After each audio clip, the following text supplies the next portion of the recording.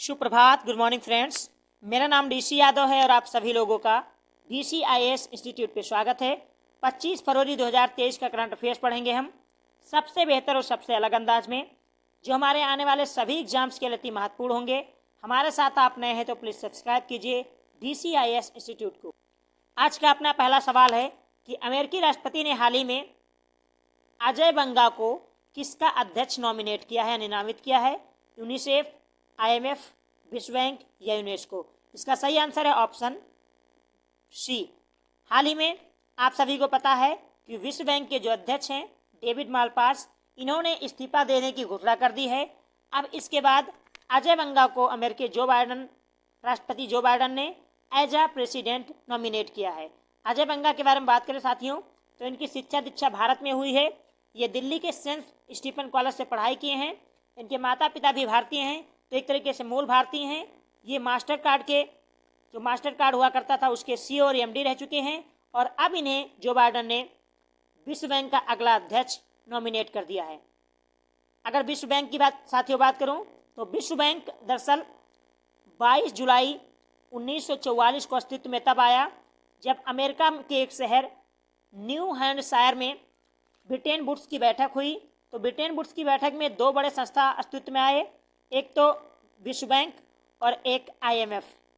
और इस वर्तमान विश्व बैंक की बात करें तो वर्तमान में जो विश्व बैंक है इसके अध्यक्ष डेविड मालपास साहब ही हैं। हालांकि ये अब इस्तीफा दे देंगे और इसके जो CEO हैं वो है अंशुला कांत, एक भारतीय मूल के हैं। इसके अलावा साथियों पेन्नी गोल्डन्सवर्थ इसके मुख्य अर्थशास्त्री यानी चीफ इकोनॉमिस्ट हैं। और विश्व बैंक में सदस्य देशों की संख्या की बात करें तो 189 इसके सदस्य हैं। अब बात कर लेते हैं IMF की। IMF जिसके हेड है प्रेजेंट टाइम में क्रिस्टीना जॉर्जिना और यहाँ की उप चेयरमैन है गीता गोपीनाथ। ये कई बार आपके सवाल में पूछा जा चुका है। और IMF तथा विश्व बैंक दोनों का हेडक्वार्टर है अमेरिका की राजधानी जो है वाशिंगटन DC में। तो वाशिंगटन DC में IMF तथा विश्व बैंक का हेडक्वार्टर है। और हमने आपको बता दिया IMF के बारे में थोड़ा बहुत, विश्व बैंक के बारे में। अब बढ़ते साथियों अपने अगले सवाल की ओर। अगला सवाल है कि विश्व पुस्तक मेला 2023 का आयोजन भारत में कहाँ होगा? अहमदाबाद, कोच्चि, नई दिल्ली या लखनऊ? इसका सही आंसर है ऑप्शन सी। भारत की राजधानी नई दिल्ली में प्रगति मैदान में आज यानी 25 फरवरी से लेके 5 मार्च के बीच में विश्व पुस्तक मेला का आयोजन किया जाएगा। इसलिए इसका सही आंसर है ऑप्शन सी, नई दिल्ली। नई दिल्ली की बात करूं साथियों, नई दिल्ली में सबसे पहले हम बात करेंगे दिल्ली की। दिल्ली की स्थापना किसने की थी? तो अनंग पाल तोमर ने की थी 10वीं शताब्दी में। दिल्ली को सबसे पहले राजधानी किसने बनाया था? तो इसका सही आंसर है इल्तुतमिश ने सबसे पहले दिल्ली को अपनी राजधानी बनाई थी। और भारत की राजधानी दिल्ली कब बनी थी? 1911 में। कब बनी थी साथियों? 1911 में दिल्ली सबसे पहले भारत की राजधानी बनी थी, जब ब्रिटेन के महाराजा चार्ल्स प्रथम और उनकी पत्नी मैरी भारत आ रही थी तो कलकत्ता से हटा के भारत की राजधानी दिल्ली रखी गई थी। और लॉर्ड इरविन जो भारत के गवर्नर जनरल थे उनके द्वारा दिल्ली की नींव रखी गई राजधानी के रूप में। वैसे नींव जॉर्ज पंचम और उनकी पत्नी मैरी ने ही किया था, लेकिन जब दिल्ली राजधानी बनके तैयार हुई तो उसका उद्घाटन लॉर्ड इरविन के द्वारा किया गया। और वर्तमान दिल्ली की अगर बात करूं, वर्तमान दिल्ली में साथियों यहाँ के जो मुख्यमंत्री हैं वो हैं अरविंद केजरीवाल। अरविंद केजरीवाल की पार्टी का नाम है आप यानी आम आदमी पार्टी, जिसकी स्थापना 26 नवंबर 2012 को हुई थी। आप एक राष्ट्रीय पार्टी है। टोटल भारत में राष्ट्रीय पार्टियों की संख्या जो है वो है 8। इन 8 में अगर मैं बात करूं तो Congress, BJP, NCP, NPP, BSP, Trinamool Congress और CPI, मार्क्सवादी CPI, ये सब वो पार्टियां जो राष्ट्रवादी पार्टी है। बाकी आम आदमी पार्टी के बारे में मैंने आपको बता दिया। और अभी हाल ही में दिल्ली में क्या हुआ है कि महापौर का चुनाव हुआ है। इसमें आम आदमी पार्टी की जो नेता हैं शैली ओबराय, उन्हें दिल्ली का महापौर चुना गया है। काफ़ी वाद विवादों के बाद, काफ़ी घटनाक्रमों के गुजरने के बाद अल्टीमेटली दिल्ली की महापौर चुन लिया गया है शैली ओबराय को। और दिल्ली के जो उपराज्यपाल हैं वो हैं विनय सक्सेना। अगला सवाल है साथियों कि हाल ही में सुर्खियों में रहा जादुई पिटारा क्या है? भारत का नया बजट, खेल संघ शिक्षा की परिषद, मतलब खेल के साथ शिक्षा सीखने की एक नई सिस्टम मान सकते हो, एक नया टेक्निक मान सकते हो आप, या जादुई खेल, इनमें से कोई नहीं। इसका सही आंसर है ऑप्शन बी। खेलने के साथ साथ शिक्षा ग्रहण करने की एक पद्धति है जादुई पिटारा, जिसे हमारे शिक्षा मंत्री धर्मेंद्र प्रधान जी के द्वारा लॉन्च किया गया, इसलिए सही आंसर है ऑप्शन बी।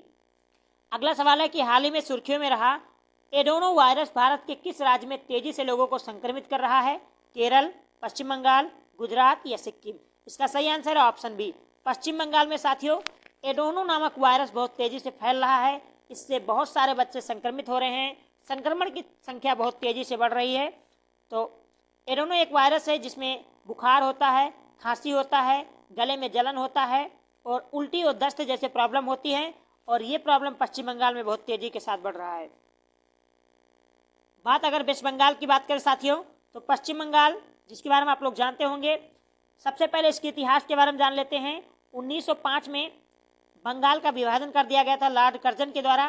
दो बंगाल बनाए गए थे, एक पूर्वी बंगाल जिसको हम ईस्टर्न बंगाल के नाम से जानते हैं, और एक पश्चिमी बंगाल यानी वेस्टर्न बंगाल के नाम से जानते हैं। और तभी से वेस्ट बंगाल अपने अस्तित्व में है। पूर्वी बंगाल पाकिस्तान में मिल गया था, लेकिन बाद में 1971 में वहाँ पे एक भयानक विद्रोह हुआ लोगों के द्वारा, क्योंकि पाकिस्तानी सेना दमन कर रही थी और संवैधानिक रूप से चुने गए वहाँ के नेता को सेना पद पे नहीं बैठने दे रही थी, जिसके बाद विद्रोह हुआ। और विद्रोह होने के बाद हम लोग जानते हैं कि ये विद्रोह धीरे धीरे युद्ध में तब्दील हो गया, जिसमें भारत के तत्कालीन प्रधानमंत्री इंदिरा जी ने हस्तक्षेप किया। उसके बाद ये भारत पाकिस्तान के बीच एक युद्ध माना गया और अल्टीमेटली बांग्लादेश नए देश के रूप में अस्तित्व में आया। लेकिन तब से पश्चिम बंगाल अपना एक अलग राज्य ही रहा, जबकि ईस्टर्न जो बंगाल था वो पहले पूर्वी पाकिस्तान का क्षेत्र था, बाद में एक देश बन गया। तो इस पश्चिम बंगाल के वर्तमान पश्चिम बंगाल के बारे में अगर मैं बात करूं, वर्तमान पश्चिम बंगाल में साथियों इसकी स्थापना नए पश्चिम बंगाल के रूप में हुई 1956 राज्य पुनर्गठन अधिनियम के तहत। और यहाँ की जो मुख्यमंत्री हैं वो हैं ममता बनर्जी। इनकी पार्टी का नाम है टीएमसी यानी तृणमूल कांग्रेस पार्टी। ये एक राष्ट्रीय पार्टी है साथियों। और पश्चिम बंगाल की राजधानी है कोलकाता। कोलकाता के बारे में आप लोग जानते होंगे, अंग्रेजों का ये मुख्यालय हुआ करता था। और भारत में दिल्ली से पहले जो भारत की राजधानी हुआ करती थी वो कोलकाता ही हुआ करती थी। और पश्चिम बंगाल में एक महत्वपूर्ण क्षेत्र है जिसे हम सुंदरवन के नाम से जानते साथियों। यहाँ से हर बार सवाल पूछे जाते हैं, क्योंकि सुंदरवन पूरी दुनिया का सबसे बड़ा डेल्टा है। यहाँ सर्वाधिक मात्रा में मैंग्रोव वन पाए जाते हैं। सुंदरवन जो है एक विश्व विरासत स्थल यानी वर्ल्ड हेरिटेज साइट है। सुंदरवन एक राष्ट्रीय उद्यान है और इस सुंदरवन में बंगाल टाइगर पाए जाते हैं और यहाँ पर सुंदरी नामक वृक्ष पाया जाता है, इसीलिए इसका नाम पड़ा है सुंदरवन। अगला सवाल है साथियों कि हाल ही में किस हाई कोर्ट ने क्षेत्रीय भाषा में निर्णय दिया है? ऐसा पहली बार हुआ है कि जब किसी एक हाई कोर्ट ने क्षेत्रीय भाषा में निर्णय को प्रकाशित किया है। आपके सामने चार ऑप्शन है, इलाहाबाद हाई कोर्ट ने किया है, या केरल हाई कोर्ट ने, आंध्र प्रदेश हाई कोर्ट ने, या गुवाहाटी। इसका सही आंसर है ऑप्शन बी, केरल के हाई कोर्ट ने साथियों पहली बार मलयालम भाषा में अपने निर्णय को प्रकाशित किया है और ऐसा करने वाला देश का पहला हाई कोर्ट बन गया है। रही बात हाई कोर्ट के बारे में आप लोग जानते होंगे, हाई कोर्ट जिसका उल्लेख भारत के संविधान के भाग 6 में है, आप सभी लोग जानते होंगे भाग 6 में। और भाग 6 में आर्टिकल 214 की अगर बात करूं, आर्टिकल 214 के तहत कहा गया है कि प्रत्येक राज्य के लिए एक अपना हाई कोर्ट होगा। लेकिन बाद में 7वें संविधान संशोधन 1956 के तहत ये प्रावधान हटा दिया गया। अब ऐसा प्रावधान किया गया है कि एक राज्य के लिए या एक से अधिक राज्यों के लिए एक ही हाई कोर्ट हो सकते हैं। और इसी अधिनियम के अंतर्गत राज्यपाल की जो परंपरा थी कि एक राज्य के लिए एक ही राज्यपाल हो सकते हैं, उसे भी खत्म कर दिया गया, यानी एक से अधिक राज्यों के लिए एक राज्यपाल हो सकता है। तो ये सारे कार्यक्रम हुए 7वें संविधान संशोधन 1956 के तहत। और हाई कोर्ट के बारे में आप लोग जानते होंगे साथियों, हाई कोर्ट में यदि किसी व्यक्ति को जज बनना है तो उसके पास 10 वर्षों की वकालत होनी चाहिए और वो पागल दिवालिया ना हो, भारत का नागरिक हो। और हाई कोर्ट के जजों की जो नियुक्ति है वो राष्ट्रपति के द्वारा की जाती है। बहुत सारे लोग राज्यपाल लगा देते हैं, जी नहीं, राज्यपाल नहीं, देश में हाई कोर्ट के जजों की नियुक्ति राष्ट्रपति के द्वारा की जाती है साथियों। हाई कोर्ट अस्तित्व में कहाँ से आया? तो भारत शासन अधिनियम 1858 का नाम आपने सुना होगा। जब ये आया था उसी के तहत जो विधि आयोग था उसके सिफारिश के आधार पर सबसे पहले 1862 में कलकत्ता में एक हाई कोर्ट स्थापित किया गया। उसके बाद हम पाते हैं कि 1862 में ही दो और नए हाई कोर्ट अस्तित्व में आते हैं, कलकत्ता हाई कोर्ट के बाद मद्रास हाई कोर्ट और फिर बॉम्बे हाई कोर्ट। तत्पश्चात 1866 में इलाहाबाद हाई कोर्ट का गठन किया जाता है और वर्तमान में हाई कोर्टों की संख्या देश में कितनी है? 25। नवीनतम हाई कोर्ट कौन सा है? आंध्र प्रदेश का हाई कोर्ट है। कब निर्मित हुआ था साथियों? 1 जनवरी 2019 को देश का नवीनतम high court Andhra Pradesh high court का गठन किया गया। तो वर्तमान में कितने हाई कोर्ट हैं? 25। अगला सवाल है कि हाल ही में किस देश में डेंगू के कारण आपातकालीन की घोषणा कर दी गई है? ब्राजील, पेरू, अर्जेंटीना या वेनेजुएला? इसका सही आंसर है ऑप्शन बी, पेरू, जो दक्षिणी अमेरिका का एक देश है साथियों, आप लोग जानते होंगे। दक्षिणी अमेरिका महाद्वीप का एक देश जहां पर हाल ही में डेंगू के कारण आपातकाल घोषित कर दिया गया। तो अभी हाल ही में ब्राजील में भी आपातकाल की घोषणा हुई थी साथियों, लेकिन वहां पर आपातकाल की घोषणा डेंगू के कारण नहीं की गई थी। अगर मैं आपातकाल की बात करूं तो दुनिया में 3 ऐसे देश हैं जिन्होंने हाल ही में आपातकाल की घोषणा की। एक तो ब्राजील ने किया था और एक साउथ अफ्रीका ने किया था बिजली संकट को लेके। अब पेरू ने किया है डेंगू के कारण। डेंगू जो है एडीज एजिप्ट नामक मच्छर काटने से फैलता है। तो अगर आपसे कोई पूछे कि डेंगू किससे फैलता है तो एडीज इजिप्ट नामक मच्छर काटने से फैलता है साथियों। अगला क्वेश्चन है कि अरमाने गिरधर को निम्नलिखित में से कौन सा सचिव बनाया गया है? अभी अरमाने गिरधर साहब को सचिव अपॉइंट किया गया है, तो आपको बताना है कौन से सचिव अपॉइंट हुए हैं। कैबिनेट सचिव हुए हैं, वित्त सचिव हुए हैं, रक्षा सचिव हुए हैं या गृह सचिव हुए हैं? तो इसका सही आंसर ऑप्शन सी साथियों, हाल ही में रक्षा सचिव अपॉइंट किया गया है अरमाने गिरधर जी को। आप याद कर लीजिए, ये प्रमुख सचिव हैं, कैबिनेट सचिव, वित्त सचिव, रक्षा सचिव, इन सबसे सवाल पूछे जाते हैं। तो जितने भी महत्वपूर्ण सचिव हैं आप इनका लिस्ट बना लीजिए। जैसे कैबिनेट सचिव जैसे राजीव गाबा जी हैं, गृह सचिव अजय कुमार भल्ला जी, और उसके बाद विदेश सचिव, रक्षा सचिव। तो ये जितने सचिव हैं, प्रधानमंत्री के निजी सचिव, राष्ट्रपति के निजी सचिव, इनसे सवाल पूछे जाते हैं, इन्हें आप याद कर लीजिए, गूगल से कर लीजिएगा। अगला सवाल है कि हाल ही में डॉक्टर कनके रेड्डी जी का निधन हो गया, इनका संबंध किस नृत्य से था? कथक, उड़िया, कथकली या मोहिनीअट्टम? इसका सही आंसर है ऑप्शन डी, मोहिनीअट्टम को एक नया मुकाम देने वाली, एक नया आधार देने वाली महान नृतक डॉक्टर कनके रेड्डी जी का निधन हो गया, इनका संबंध था मोहिनीअट्टम से। आज का आखिरी सवाल है साथियों कि केंद्रीय उत्पाद शुल्क है, ये शुल्क दिवस कब मनाया जाता है? 20 फरवरी, 21 फरवरी, 22 फरवरी, 24 फरवरी?